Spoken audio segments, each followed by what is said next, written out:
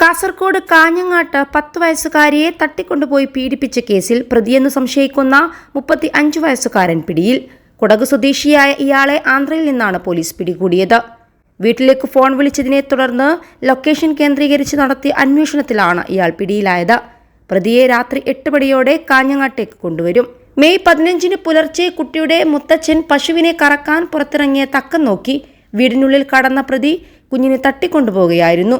തുടർന്ന് പീഡനത്തിനിരയാക്കിയ ശേഷം കുട്ടിയുടെ സ്വർണ്ണക്കമ്മലും കവർന്ന് കുഞ്ഞിനെ ഉപേക്ഷിച്ചു. പരിശോധിച്ച 167 CCTV ദൃശ്യങ്ങളിൽ നിന്നാണ് പോലീസ് ഇയാളിലേക്ക് എത്തിയത്. പിള്ളേര് പീടിക എന്ന സ്ഥലത്ത് നിന്നുള്ള ദൃശ്യമാണ് പോലീസിനെ ഏറെ സഹായിച്ചത്. സംഭവ ദിവസം ഇയാൾ നടന്നു പോകുന്ന CCTV ദൃശ്യമാണ് ഇവിടെ നിന്ന് ലഭിച്ചത്. ദിവസങ്ങൾക്ക് മുൻപ് മറ്റൊരു വീട്ടിലും ഇയാൾ മോഷണം നടത്തിയിരുന്നു. വീട്ടിൽ കയറി സ്ത്രീയുടെ മാല മോഷ്ടിച്ച് ഓടുകയായിരുന്നു.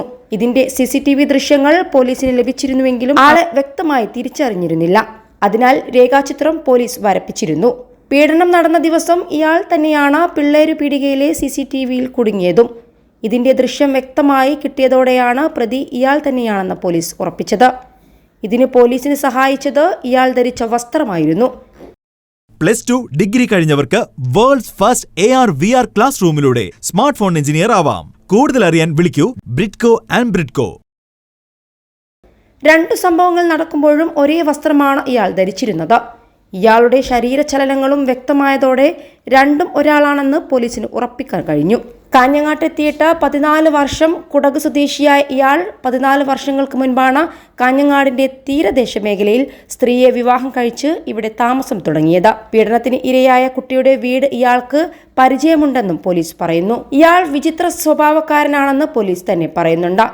മേൽപ്പറമ്പ് പോലീസ് സ്റ്റേഷനിൽ 2 വർഷം മുൻപ് ഇയാൾക്കെതിരെ പോക്സോ കേസുണ്ട്. ബന്ധുവായ 14 വയസ്സുകാരിയെ പീഡിപ്പിച്ചെന്നാണ് കേസ്. പെൺകുട്ടിയെ സ്കൂട്ടറിൽ കയറ്റിക്കൊണ്ടുപോയി ആദൂരിലെ വനത്തിൽ വെച്ച് പീഡിപ്പിച്ചെന്നായിരുന്നു കേസ്.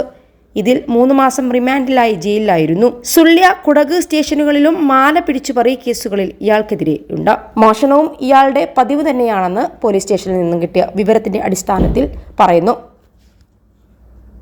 21 ലക്ഷത്തോളം സന്തുഷ്ടരായ ഉപഭോക്താക്കളും 2 ലക്ഷത്തോളം തിമിര ശസ്ത്രക്രിയകളും പൂർത്തിയാക്കിയ മലബാറിലെ ഏക കണ്ണാശുപത്രി അൽ സലാമ ഹൈ ഹോസ്പിറ്റൽ റോഡ്, പെരിന്തൽമണ്ണ.